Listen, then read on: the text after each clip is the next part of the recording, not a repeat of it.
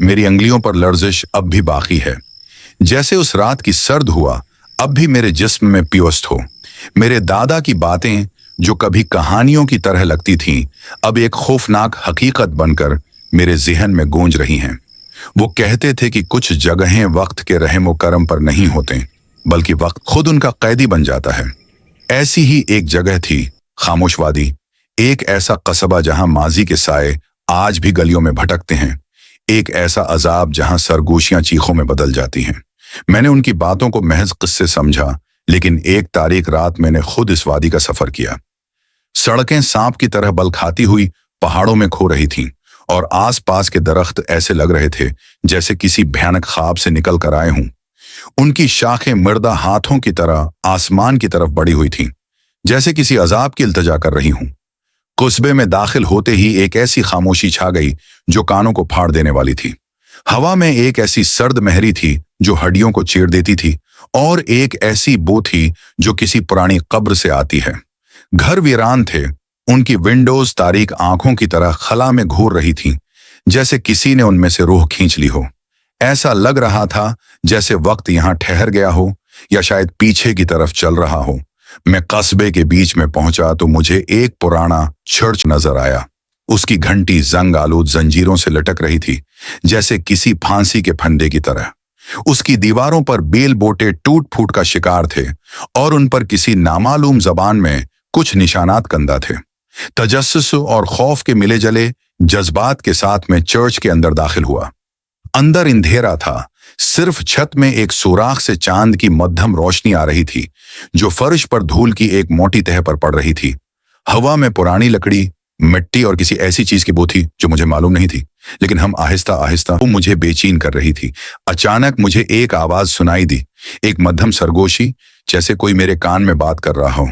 मैंने गौर से सुना तो मुझे लगा जैसे कोई दर्दनाक दुआ मांग रहा है। आवाज चर्च के पिछले हिस्से से आ रही थी।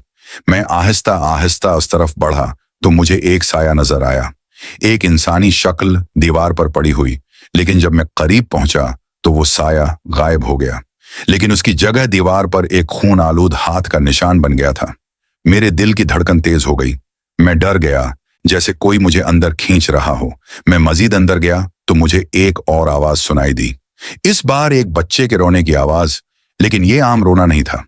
ये एक ऐसी चीख थी जो किसी जानवर की तरह लग रही थी। आवाज इतनी दर्दनाक थी कि मेरी आंखों में आंसू आ गए। मैंने आवाज का पीछा किया तो मुझे चर्च के तहखाने का दरवाजा नजर आया। दरवाजा आधा ओपन था और उसमें से एक सर्द हुआ आ रही थी जिसमें वही नागवार बू थी। मैं तहखाने में उतरा तो मुझे एक ऐसा मंजर नजर आया जिसने मुझे हमेशा के लिए बदल दिया। तहखाने की दीवारों पर कुछ पुरानी तस्वीरें लगी हुई थीं। उनमें कस्बे के लोगों की तस्वीरें थीं, लेकिन उनके चेहरे धुंधले थे, जैसे वक्त ने उनकी शनाख्त मिटा दी हो। लेकिन कुछ तस्वीरें ऐसी थीं जिनमें चेहरे वाज़ेह थे। उनमें खौफ, दर्द और मायूसी के आसार नुमायां थे। फिर मेरी नजर एक तस्वीर पर पड़ी। उसमें एक औरत एक बच्चे को गोद में लिए खड़ी थी। औरत का चेहरा वाज़ेह था और उसकी आंखों में एक ऐसी उदासी थी जो मेरी रूह तक उतर गई। बच्चे का चेहरा मस्ख शदा था, जैसे किसी ने उसे नोच खाया हो। जैसे ही मैंने उस तस्वीर को छुआ, तहखाने में एक सर्द लहर दौड़ गई। मुझे लगा जैसे किसी ने मेरे कान में सरगोशी की, हमें मत भूलो, हम तुम्हें नहीं छोड़ेंगे। फिर तहखाने में वही आवाजें गूंजने लगें जो मैंने चर्च में सुनी थी।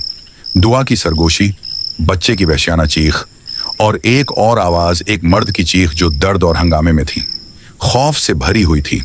लेकिन इस बार आवाजें ज्यादा वाज़ेह थीं, ज्यादा करीब थीं। मुझे लगा जैसे वो मेरे उर्द गर्द घूम रही हैं। और फिर मैंने उन्हें देखा, साए दीवारों पर रेंगते हुए, आहिस्ता आहिस्ता इंसानी शक्ल अख्तियार करते हुए। उनकी आंखें सफेद थीं, बिल्कुल खाली। मैं डर के मारे तहखाने से बाहर भागा और चर्च से बाहर निकल गया। मैंने पीछे मुड़कर नहीं देखा जब तक कि मैं कस्बे से बाहर नहीं निकल गया। लेकिन वो आवाजें, वो साए, वो तस्वीर, सब कुछ मेरे जहन में नक्श हो गया था। मैं जान गया था कि मेरे दादा सही कहते थे, कुछ जगहें वक्त का कैदी बन जाती हैं और खामोश वादी इनमें से एक है। और वहाँ सरगोशियाँ सिर्फ आवाजें नहीं हैं, बल्कि अजाब बन जाती हैं। और वो अजाब, बाज गश्त का अजाब, हमेशा वहाँ रहेगा, इन बदकिस्मत रूहों को अपनी गिरफ्त में लिए हुए। अब मैं भी उस अजाब का एक हिस्सा बन चुका था। मैं अब भी उनकी सरगोशियां सुन सकता हूं, उनकी चीखें सुन सकता हूं। वो मुझे कभी नहीं छोड़ेंगे।